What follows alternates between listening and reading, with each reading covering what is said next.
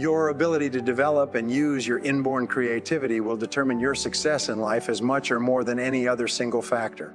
Each time you focus your mind on solving a problem and come up with an idea or an insight, you actually experience a positive feeling of excitement, energy, and joy. Using your creativity systematically gives you a greater sense of control over your life, boosts your self-esteem, and moves you ahead toward achieving your goals. Creativity is vital to your success. We've all heard the statistic that the average person uses less than 10% of his or her mental capacity. Well, recent research at Stanford University suggests it is closer to 2%, surely not more than 5%. It means that compared to what you could be, you are only enjoying a small part of your existing potential. Children tested between the ages of 2 and 4 test out at 95%, highly creative. When the same children are tested later at age 7, only 4% of them are still highly creative. Between the ages of 4 and 7, children who are naturally curious, and by the way, curiosity is a hallmark of creativity, are told over and over to stop asking so many questions. The innate curiosity and creativity are stifled, and the child begins to conform in order to be free of criticism and the feelings of guilt and inferiority caused by criticism. As adults, most people resist change, fear new things, avoid asking questions, and stick rigidly to the established ways. The two major obstacles to creative thinking are, first, homeostasis, which means clinging to the status quo or trying to continue acting and thinking in habitual ways, as I just mentioned. The second is psychosclerosis, which is a hardening of the attitudes evidenced in rigidness of thinking and the refusal to consider alternatives. You can tell how open and flexible your thinking is by seeing how easily you can make 3 statements or admissions. How easily can you say, "I was wrong.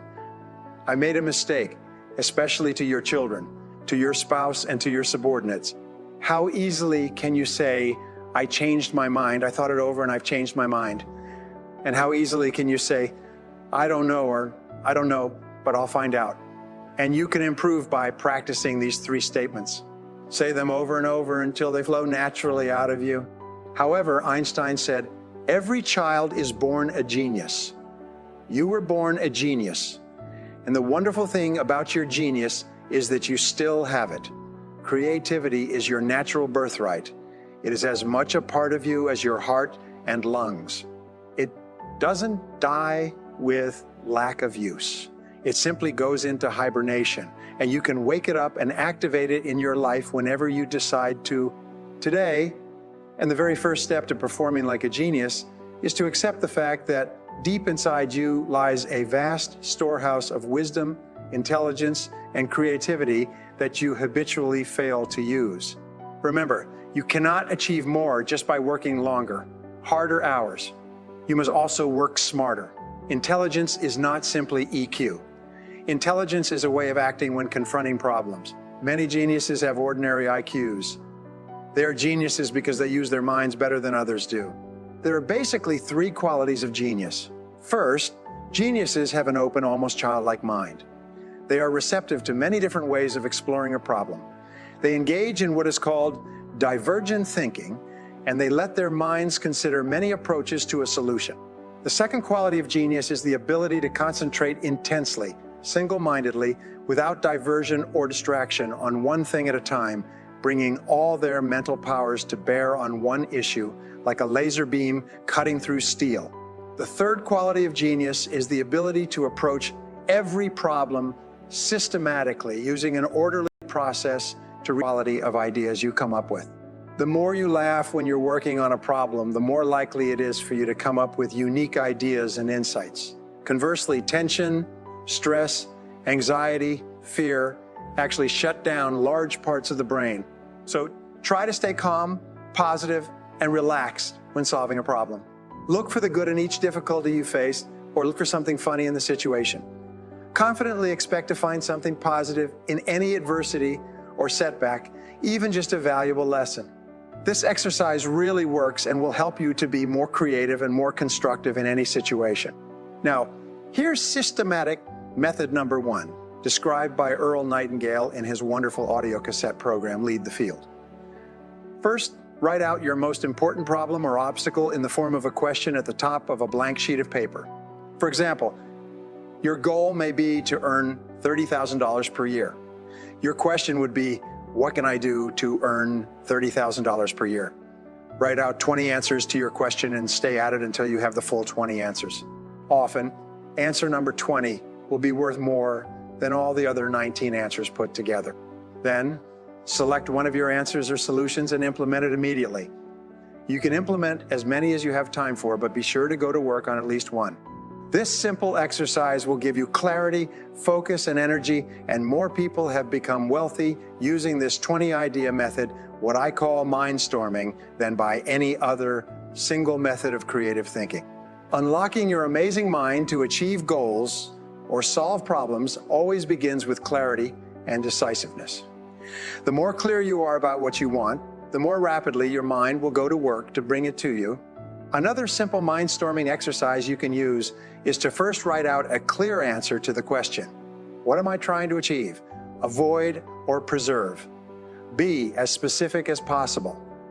Then quickly write down every detail of the problem.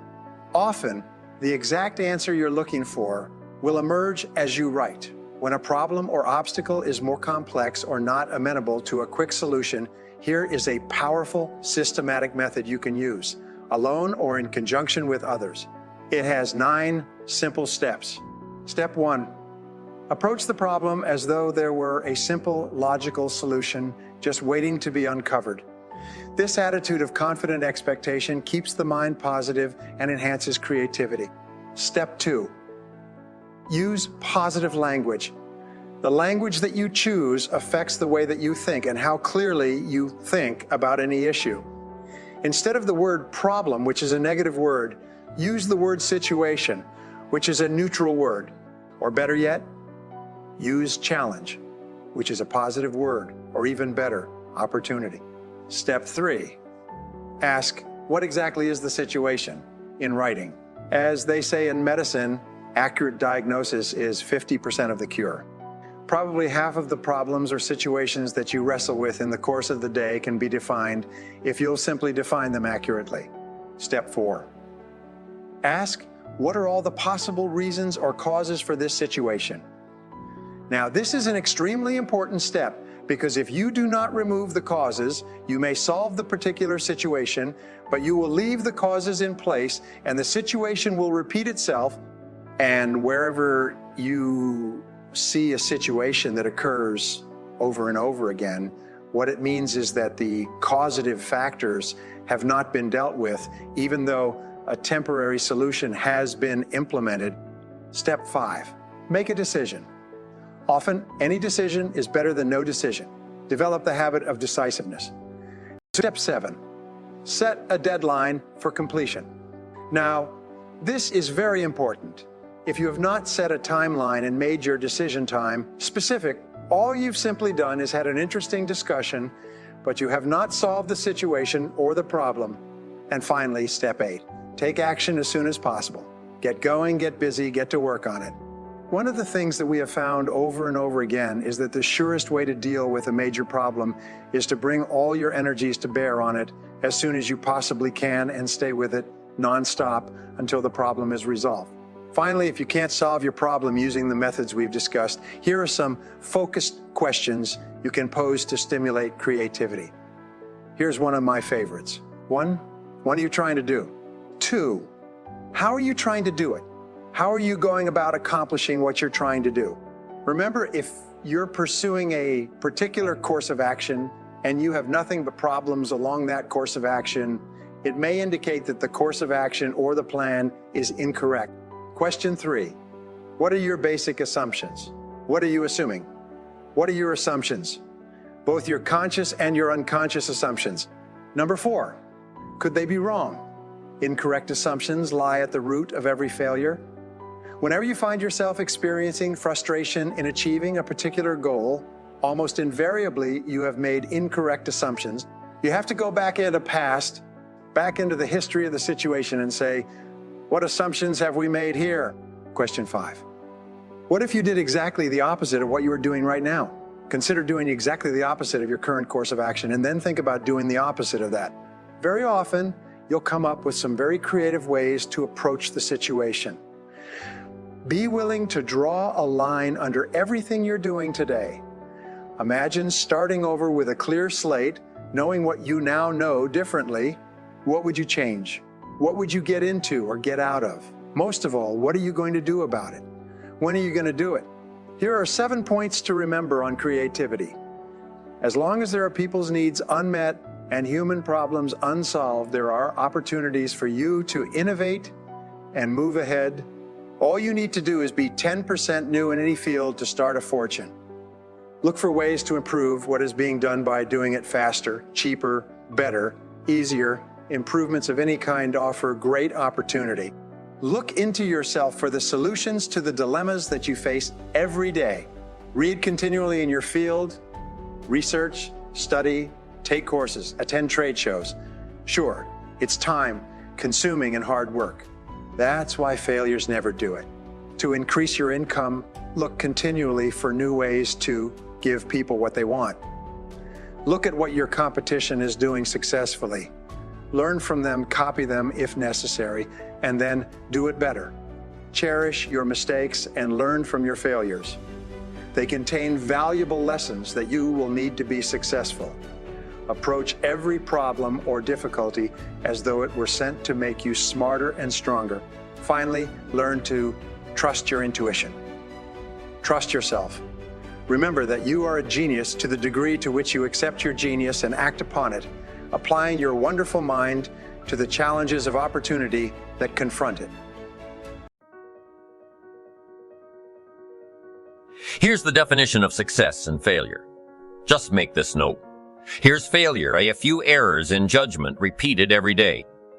Now, you can automatically assume, Mr. Owen, I say, I can understand that. A few errors in judgment repeated every day for 6 years. I'm with my father. I think I told the story the last time I was here. My father, 88 years old, he's never been ill, still hasn't retired. Not long ago, midnight, we're getting ready to go to bed. We've drilled a new well, got some extra water, got some more acres going. He's all excited at midnight. We're getting ready to go to bed. My father's eating what he calls his midnight snack, a little bite to eat before you go to bed. Don't have to go to bed hungry. And I'm watching him eat this midnight snack. Guess what he had? An apple, a few graham crackers, and a glass of grapefruit juice. I said to my father, so healthy. My mom taught us all those good health practices, taught me when I was growing up. Right? I'm an only child, I've never been ill. That's the big 50 some time ago. My 2 daughters, 32, 33, never been ill. My grandkids never been ill. I'm telling you, the legacy lingers on. As I watched my father have this midnight snack, suddenly it occurred to me, I know that's part of it. An apple a day. That's gotten to Dallas-Fort Worth, right? An apple a day keeps the doctor away. Good question for this intelligent audience. What if that's true? You say, oh, well, Mr. Owen, if that's true, that would be easy to do. Then what's the problem? It's easy not to do. It's easy not to adopt it as your own personal philosophy. Or the guy next door says a Hershey bar a day. Say, oh no, you've been watching too much television. It is not Hershey bar. You've got to be smarter in philosophy than to fall for the Hershey bar a day when it's an apple a day. You've got to be smarter than that. And if you make that kind of an error in judgment every day for 6 years, I'm telling you, it'll accumulate into disaster. Sometimes in the first year you say, well, you know, I'm so healthy now. What difference is it going to make? You've got to be smarter than that. Just because disaster doesn't fall on us at the end of the first day doesn't mean disaster isn't coming. You've got to be so smart that you look down the road and say, will the errors in my present judgment or philosophy, what's that going to cost me in 1 year, 6 years, 1 month, 6 months? I'm telling you, the money cost and the health cost and the success cost is too gigantic. If you look down the road a little ways and say, are there errors in my current judgment? Like an apple versus a Hershey bar? Is that just a good illustration of some of the rest of my errors in judgment? If it is, that's where I found myself at age 25. I started working when I was 19. I met my teacher who helped turn my life around when I was 25. That's 6 years. At the end of the first 6 years of my economic life, I've got pennies in my pocket. I've got nothing in the bank. The creditors are calling saying, "Hey, you told us the check was in the mail." I'm embarrassed. I'm behind on my promises. I live in America. I'm a 25-year-old American male. I've got a nice family, every reason to do well, and I messed up. Now, what's messed up? I used to think it was the community that was messed up, and the country was messed up, and the government was messed up. If those Democrats ever get in the White House, that'll really mess things up. If the Republicans stay in power, that'll really mess things up. The economy was messed up. Interest rates were messed up. I thought all this stuff was messed up. Then I found out that's not what was messed up. I was criticizing the only thing I had to work with. What was really messed up was my own personal philosophy, my own errors in judgment. And my own personal philosophy brought me, in 6 years, 2 pennies in my pocket, nothing in the bank, and trying to explain why I wasn't doing well living in America. A 25-year-old American male got a family, every reason to do well. Once I understood this, here's the formula for failure. Errors in judgment, being lax about developing your own personal philosophy, killing. It's called accumulated disaster. It doesn't matter whether it's your health or your bank account. A guy's got an empty bank account, probably has high cholesterol. Why? Over the last 6 years, he never paid attention to either one. And it doesn't matter whether it's a dollar, whether it's your money, or whether it's your cholesterol counts. All you've got to do is commit the errors. And just because disaster doesn't fall on you at the end of the first day that you don't eat an apple. You say, "Well, I didn't eat an apple today and tonight I'm not ill." Well, you've got to be brighter than that. Someday you've got to leave first grade. Reason we make those first grade desks so small so they won't fit at age 25. I mean, right? You don't belong here anymore. Let me give you the secret to success, the formula for failure. A few errors in judgment repeated every day for 1 month starts the weakness, starts the disaster process. You can imagine what happens in 6 years and every other habit that you've got. If you'll start that process, eliminate the errors, and replace it with disciplines practiced, I'm telling you, you can start this process of life change immediately after today. You don't ever have to be the same again, only by choice. You don't have to walk out of here the same as you walked in today, only by choice. You can start a whole new process. And you say, "Well, Mr. Oh, and is it that simple?" Yes, it's that simple. Where else would you start but with an apple? You don't have to start with something staggering. What if you should be walking around the block for your good health and you don't?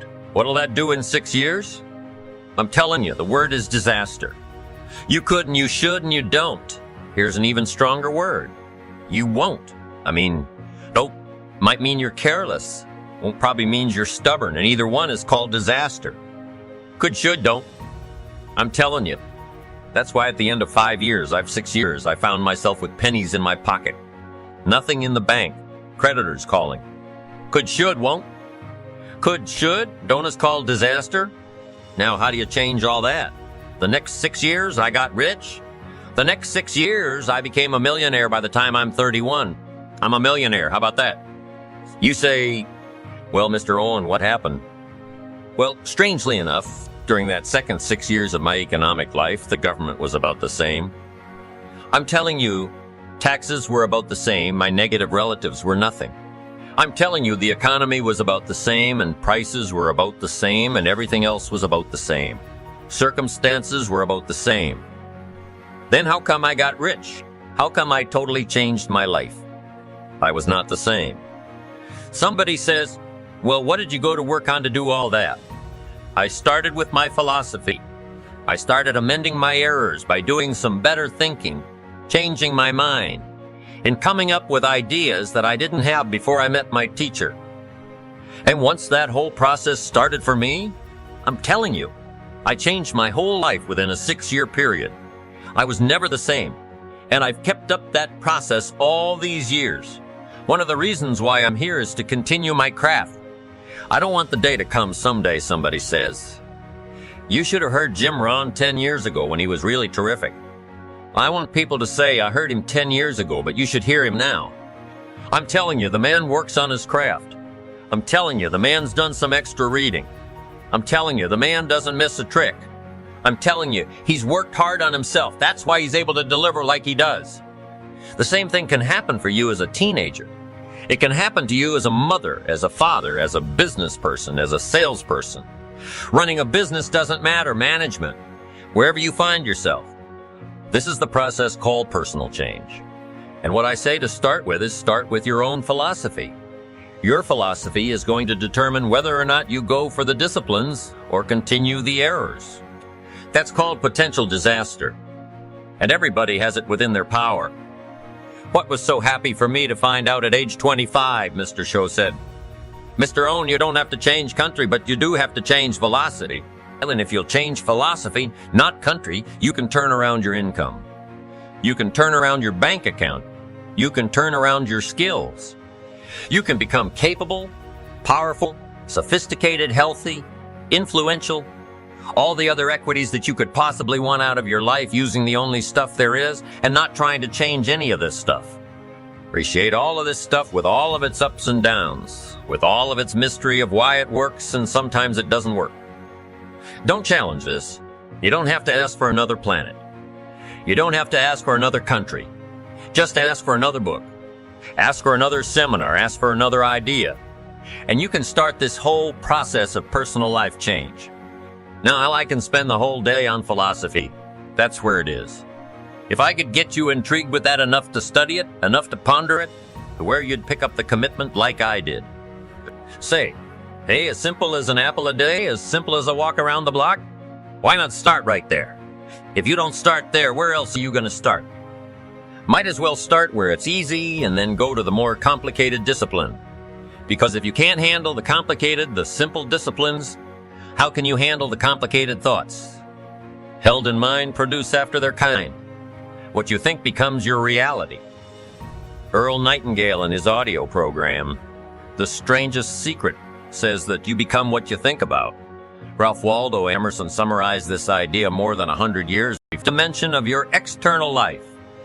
If you want to be happy, you need to clearly define for yourself and create the mental equivalent or picture of exactly what happiness means to you. If you wish to enjoy health and long life or happy relationships or financial prosperity, you need to create in your mind an exact, detailed picture of what you desire, as a result of a whole series of other laws that I'll be discussing. This becomes the critical starting point that begins inevitably to lead you to the realization of your dreams and goals. The fourth law of success is called the law of correspondence. This law has been talked about for perhaps 4,000 years, and it's one of the fundamental laws that explains human experience. It simply says that as within, so without. It says that your outer life will tend to be a mirror image of your inner life. Your external world will tend to correspond almost exactly to what is going on inside both your conscious and subconscious minds. There are four major areas where you see the law of correspondence working all the time. The first is simply in your attitude. Whatever your attitude is, often before you even say anything, people will reflect it back to you in the way they talk to you, in the way they talk to you and treat you. As within, so without. The second area where the law of correspondence is evident is in your relationships. Your relationships will almost perfectly mirror your attitude and your personality. If you're a good and happy person, you'll have good and happy relationships. As you become a more patient and tolerant and loving person, your relationships will reflect this almost immediately, very much as a mirror will do. The third area of correspondence that you see is in your health. Much of your health can be directly traced to specific attitudes that cause you to suffer from minor and major illnesses.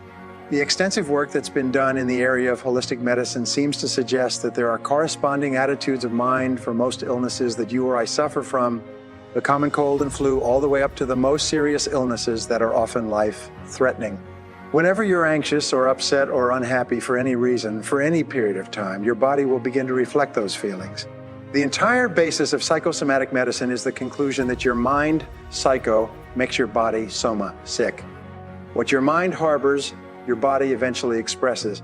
The fourth application of the law of correspondence is that your external world of material accomplishment will exactly correspond to your internal world of preparation. The more knowledge and skill you gain that helps you to be more effective in your work, the more you will be paid. You can't hope to acquire or achieve anything more on the outside until you've acquired it or achieved it on the inside. The law of correspondence reigns supreme. The fifth law of success is the law of belief, which says that whatever you believe with emotion becomes your reality. You always have a tendency to act in a manner consistent with your innermost beliefs and convictions. Your beliefs, in fact, act like a filter or a screen that edits out incoming information and only allows into your conscious awareness the things that you've already decided are true about yourself and the world. William James of Harvard said, "Belief creates the actual fact." In the Bible, it says, "Whatever a man thinketh in his heart, so is he." For example, if you absolutely believe that you are meant to be a great success in life and that no matter what happens, nothing can stop you from achieving the greatness that is yours, you'll act in a manner consistent with that belief, and you'll eventually make it come true. If you doubt your ability to be successful for any reason, this negative belief will be demonstrated in your tendency to hold yourself back. The most important part of the law of belief is the necessity for you to question your own self-limiting beliefs. These are the beliefs that act like the brakes on your potential. These are the nagging doubts and fears that people have about themselves and their abilities that cause them to sell themselves short. When you have self-limiting beliefs, you have a tendency to settle for far less than you may be capable of. Self-limiting beliefs revolve around your ability to lose weight or quit smoking or earn a certain amount of money or be attractive to members of the opposite sex or develop new abilities that are more conducive to your success and happiness. One of the most important steps you can take toward achieving great success is for you to question these self-limiting beliefs. You might even ask others who know you well what self-limiting beliefs they seem to think that you have that may be holding you back. Remember, self-limiting beliefs are often used as excuses. A good way to test your self-limiting beliefs is to ask yourself whether anyone else with the limitations you perceive you have has nonetheless gone on to achieve success. You can also look at your own actions to decide what it is that you truly value. Remember, it's not what you say or hope or wish or intend that is a true expression of your value. You only truly believe what you do. Your actions do speak far more loudly than your words. For example, if you truly believe in the values of persistence and dedication, it'll be evident in the things that you do every single day. If you truly believe in the values of honesty and integrity and self-discipline, you'll demonstrate these qualities in your every behavior. In fact, you can tell what a person values by looking at what they did in the past when the pressure was on. It's only when they're forced to make a choice that you know what it is you really value. For example, when you have to choose between family and work, or between money and work, or between money and honesty, your true values come out. The wonderful and important thing about your values is that you can develop them in yourself by disciplining yourself to act consistent with them, even if you haven't yet made them a fixed part of your character. I'll explain this later in the program. The seventh law of success is the law of motivation, which says that everything you do is triggered by inner desires and urges and instincts, many of which may be at an unconscious level, and your attitudes and behaviors will be determined by your dominant motivations, by what you really want and need in life, not by what you think you want. This is an extension of the law of values, and it's very important for you to understand. There's a simple formula called the ABC formula of human motivation and human action. The ABC stands for antecedents, behavior, and consequences. The antecedents are the things that happen before the behavior. The behaviors are the things you do. The consequences are what happens as a result of your behavior. We know that psychologically only about 15% of your motivation comes from the antecedents, from what you read or learn or are told to do or not do. However, about 85% of your motivation comes from your expectations, what you think will happen. It's your beliefs about the consequences, about the future, that cause you to behave in a certain way. The clearer you are about the consequences of your actions, and the more intensely you desire to enjoy the consequences that your behaviors may lead to, the more motivated you'll be. This is why it's so important to have absolute clarity with regard to your goals in each area of your life in order for you to be motivated to perform at your very best. An important point with regard to the APSI formula is that your behaviors are not guaranteed to achieve the consequences that you desire, but every behavior or action that you engage in will generate a consequence of some kind. One of the most important parts of understanding motivation and behavior is to realize that both actions and inactions have consequences.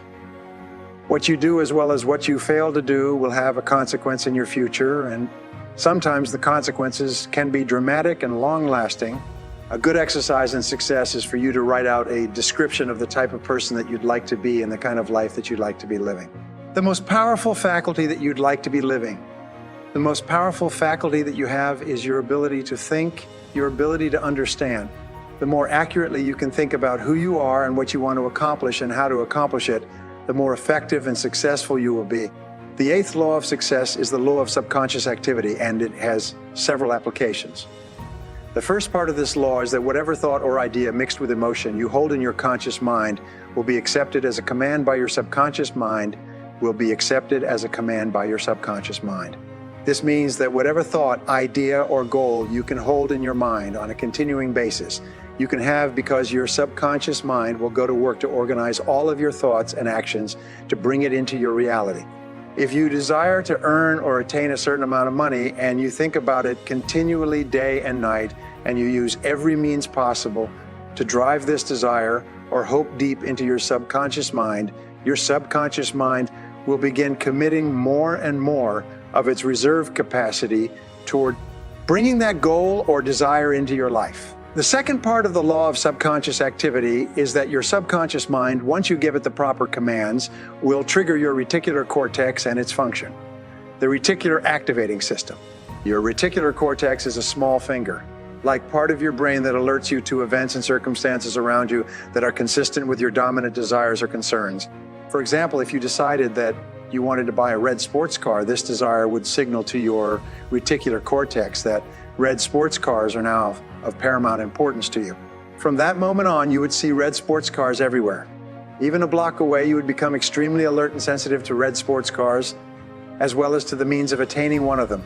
If one of your goals is to achieve financial independence and you imbue this goal with intense desire, also controls your body language and your tone of voice. Professor Moravian of the University of California, Santa Barbara has concluded that when you communicate with others, fully 55% of the message you send is contained in your body language, 38% of the message you send is contained in your tone of voice, and only 7% of the message you send is contained in your tone of voice, and only 7% of the message is contained in the actual words that you use. And your body language and tone of voice are largely controlled by messages about yourself and your goals that you've sent to your subconscious mind as the result of the way you think and feel. For example, when you've had a success of any kind, you send a charge of emotional energy to your subconscious mind that tells it that you're a winner. For some time afterwards, you walk and talk and act and think like a winner. Your step will be brisker, your voice will be stronger, your eyes will be more focused, and your body language will signify this belief about yourself. Your subconscious mind will accept your predominant emotional thoughts and organize your entire body, voice, and tone to fit a pattern consistent with it. The ninth law of success is the law of expectations. It's often called the law of the self-fulfilling prophecy. It's one of the most powerful of all laws because of its simplicity and its predictability. This law simply says that whatever you expect with confidence will have a tendency to materialize in your life. You get not what you want, but what you expect with the greatest intensity. For this reason, an attitude of positive self-expectancy seems to go hand in hand with great success in every area of your life. The wonderful thing about the law of expectations is that you have the power to manufacture your own expectations. You can decide to expect only good things to happen to you. You can walk and talk and act as though you believe the entire world was conspiring to help you achieve your goals. You can become what W. Clement Stone is often referred to as an inverse paranoid. You can become convinced that the entire world is conspiring to do you good. The way that you apply the law of expectations is by constantly looking for the good in every person and every situation. When you have a temporary setback, you can look into the setback for the valuable lesson that it might contain. Instead of becoming upset, you can say to yourself something like, I believe in the perfect outcome of every situation in my life. This kind of affirmation causes you to affirmation you do with a more positive and open and optimistic attitude. The most powerful of all expectations are the expectations you have of yourself. You should approach everything you do with an attitude of calm, confident self-expectancy. You should expect to be successful more times than you're unsuccessful. Expect to win more times than you lose, and expect to eventually achieve your goals if you carry on long enough. The 10th law of success, which applies to many other areas of life, is called the law of concentration. It says that whatever you concentrate on and think about repeatedly with emotion tends to become more and more a part of your inner and outer life. Some of the most important work in psychology shows that if you dwell upon qualities that you wish to develop, like courage and sincerity and persistence, you tend to actually build those qualities brick by brick into your character and personality. The law of concentration goes hand in hand with the law of subconscious activity, and it largely explains the person that you are today. Whatever you've concentrated on in the past and are concentrating on in the present is having a major impact on your conduct and behavior. What you concentrate on largely determines the quality and quantity of the results that you get and the success that you enjoy. The 11th law of success is the law of habit. It says that virtually everything that you do is automatic and unthinking. You are largely a creature of habit.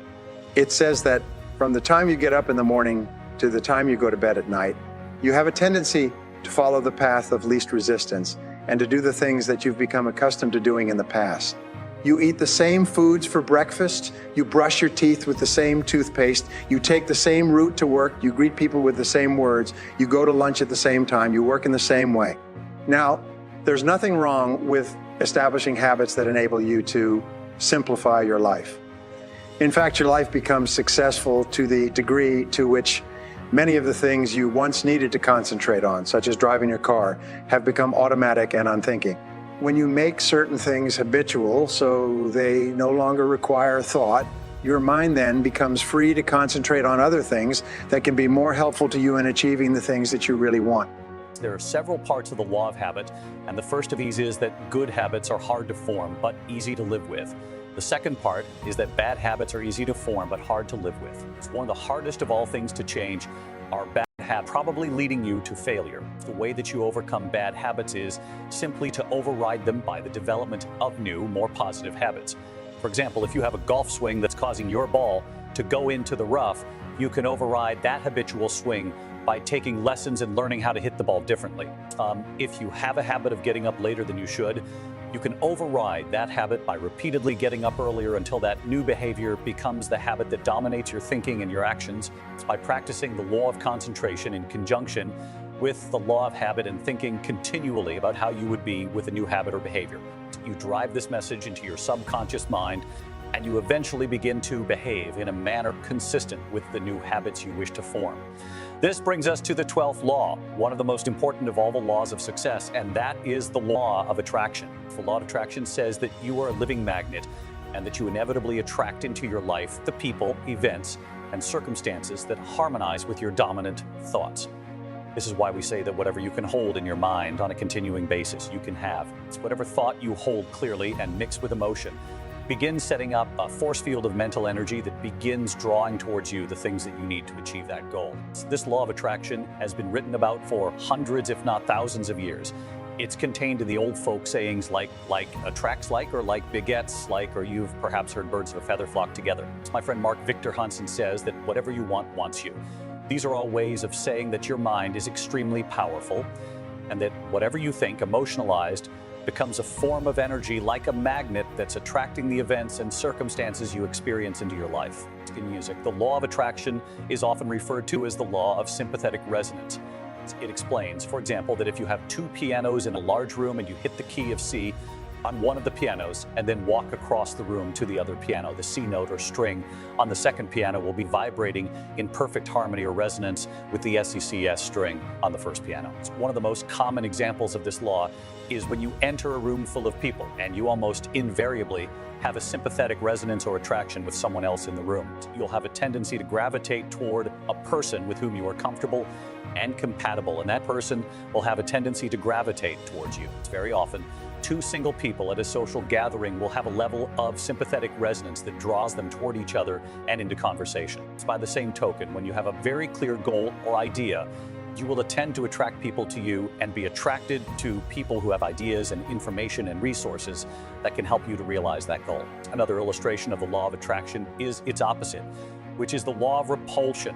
When you begin to become a particular kind of person because of the way you change your thinking, you will find yourself attracted to people who are similar to you, and you will also find yourself repelling and being repelled by people who don't think the way you do. This law explains why positive people tend to associate with other positive people and why negative people tend to associate with other negative people, and why neither group finds the other group of very much interest. You can begin to fill your life with the kind of people that you respect and admire by simply becoming the kind of person in your thoughts that will attract them to you. The 13th law of success is the law of choice, which says that you are always free to choose the content of your conscious mind, but in doing so, you are choosing every other part of your life. Your thoughts control your reality. And since no one else but you can think for you, the thoughts that you choose to harbor determine everything that happens in your life. The wonderful thing about the law of choice is that it says that you have complete freedom to think, and therefore to be anything that you intensely desire. The choice is always up to you. The law of choice also says that you are where you are and what you are because you have chosen to be there. If you're not happy with where you are and what you are, it's up to you to choose to be and do something else. The 14th law of success is the law of optimism, which simply says that a positive mental attitude goes hand in hand with success and happiness in virtually every dimension of life. The quality of optimism is the quality that makes you into a cheerful and pleasant person, a person that other people like and want to be around and help. The most successful men and women tend to be very likable people. The more optimistic you are, the happier you'll be moment to moment, and the more things you'll be willing to attempt. The 15th law of success, the law of change, says simply that change is inevitable. The only constant we have in life is that of change. Everything is changing even as you listen to this tape. But the wonderful thing about the law of change is that nothing is fixed either. All progress requires change. And since change is happening in any case, you can be and have and do anything you want by simply harnessing the forces of change and taking advantage of it. The law of change also says that your life can only get better when you get better, but not until. It says that you can't remain the same and somehow improve. The law says that if you don't take advantage of change, you will end up being the victim of change. Things will happen over which he paid for his average lifestyle, and like most average people, he was going nowhere with his life. Then one day, something happened to him. Perhaps he read a book that woke him up, or listened to an audio program, or attended a motivational seminar. Whatever it was, he wasn't the same afterwards. He realized that he could choose to do and be something else. He applied the law of choice. By the law of change, he realized that his life could only improve if he began changing in a positive direction. Using the law of cause and effect, he made some decisions about what he wanted to accomplish and then began searching out the causes of the effects he desired. By the law of optimism, he was positive toward himself and its possibilities. He expected good things to happen, triggering the law of expectations. He went to work on his thinking, and he began to dwell by the law of concentration on his ideal lifestyle. By the law of subconscious activity, he began to walk and talk like the person he envisioned himself becoming.